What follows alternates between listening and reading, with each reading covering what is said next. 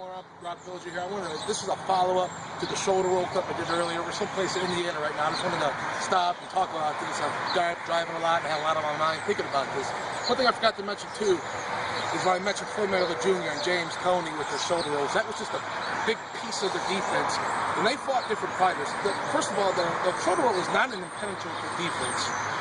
Particularly when it's quasi, you're really defenseless using it. But a lot of times in fights, you see James Toney picking off shots with his hands up, and he fought Roy Jones until he got Roy's timing down, rhythm down, and distance down. Then he would roll and try to roll with Roy's shots and catch him. In the fight with Cotto, you see Mayweather a lot with his hands up. Look at the fight with Judah, where Judah won, what, 4 or 5 rounds in a row until Floyd got adapted to Judah's speed, which Judah was the faster fighter in that fight early on, and the more powerful fighter early on in that fight. His hands were up, but he was parrying a lot of Judah's jabs. He didn't start off rolling with that. So the roll is just one piece of their defense. It didn't make up their entire defense. They also had great feet, you know, particularly Floyd early on in his career, phenomenal feet. James in his fight with Barkley, how he turned him and how Barkley came in and he would just walk right into James' shots. Another thing with the shoulder roll, you look at a really good fight to watch with Toney was Tim Littles versus James Toney. Littles really hurt James, cut James in that fight where James had, the doctors would give James one more round before he stopped it. So James went out and, and knocked Littles out. But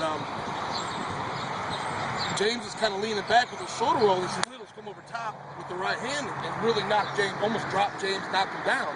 So it's not an impenetrable defense. You got to be very good with using it. That's why when I said, what the fuck is Berto doing against Guerrero, when you could see when he was like, what the fuck are you doing with this shoulder roll?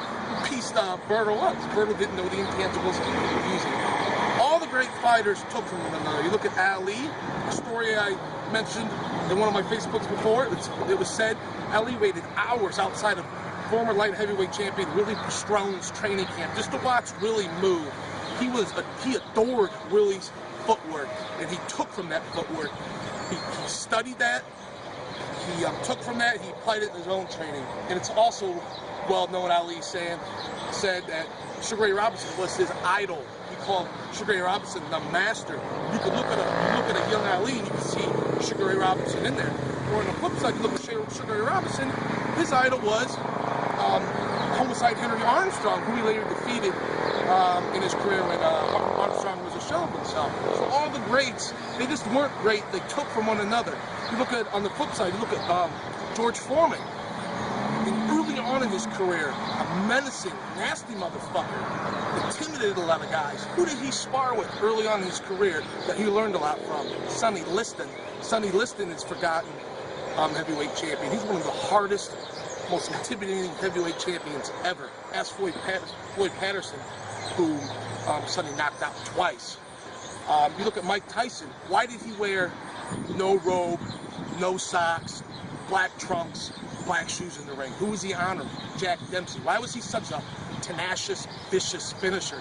He studied a lot of Jack Dempsey and how he finished and how he was just a relentless, sick finisher. So he honored him by wearing that to the ring. And if you look at the way Tyson would intimidate fighters, just his look, his stone cold look, you see a lot of Sonny Liston aura in there. So you always want to, all these fighters, they took from one another, and good fighters respect good fighters. That's why Ray Robinson never fought Charlie Burley. Charlie Burley is a fighter to study. Because for as good as Ray was, he saw things in Charlie that would offset what Ray did well, and that's why he never fought him. You look at a guy like Jake LaMotta, who's in his prime was a sick, crazy bastard. He spit on his own shadow and cussed at his own shadow. He didn't like anybody. I remember seeing an interview with him when they mentioned Tony Zale's name. Instantly, Tony Zale was a great fighter. Tony Zale could rip to the body, was a great middleweight champion. That was a fight I wish it would have been made. It would have been a great fight, Zale versus LaMotta. So they all took from one another, so you just don't look at a complete, you just don't want to copy off a fighter like I mentioned earlier. You study many different fighters and you add what you like into your own training. You take bits and pieces and you add it into your own style. So many of these guys may not be right for you, but you add bits and pieces in your training. And look at the guys that, on my wall that post. Guys like, his name's Terry, on Facebook his name's Wright Cross. He has a lot of great insight. I think, Terry, correct me if I'm wrong, you have a gym in Texas, but he's a boxing purist, tells it like it is. Listen to him and my friend Coach Hilario. He has a school of thought out there, a boxing school called Boxania, where he teaches a lot of lost boxing techniques. People look at the feint, only feint with the hands. You can feint with the feet, and you can feint with the head. And he breaks down. He talks about cross parry and stuff that I never really heard of in his school of Boxania. So listen to guys like him. Even my mate Alan Cosgrove will add good insight. He has. He's a big fan of boxing. We've been communicating since 2006. The only thing I don't get into is his taste in music.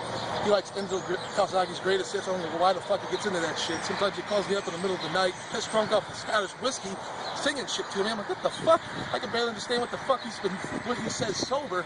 I've known it since 2006. That's why when we talk, I say yes a lot. But he does, jokes aside, he does know boxing very well. We have a friendly rivalry going on, picking fight predictions. I think the Mercy rule's been in, because what is it, Alan? I'm 40, you're 13, 15, something like that. But we don't keep track of that anymore. But just listen to guys on our wall, on my wall, and what they say. You can learn a lot. Those guys are boxing purists, old school boxing purists. Just like Coach Hilario, he and I talked about. I learned something new from him talking every time. You look at two A-plus fighters when they fight one another. Here's an example. Mike McCallum when he fought James Toney. You watch those two fight, you can learn more off of watching 3 rounds of them than you can learn off of any USA Boxing 5 or 6, whatever they are, trainers out there. What they could teach you in a year, you can learn more from watching Mike McCallum, James Toney fight 3-4 rounds of that. There's such high-level skill going on. You just got to keep watching a lot of fighters, watching a lot of fights over and over again. Picking. You can add to your own style, to your own training, to your own style. So if you like this message of what I'm telling you in this clip, please give it a like, share it with your friends, and reply below with any questions and comments. Thank you.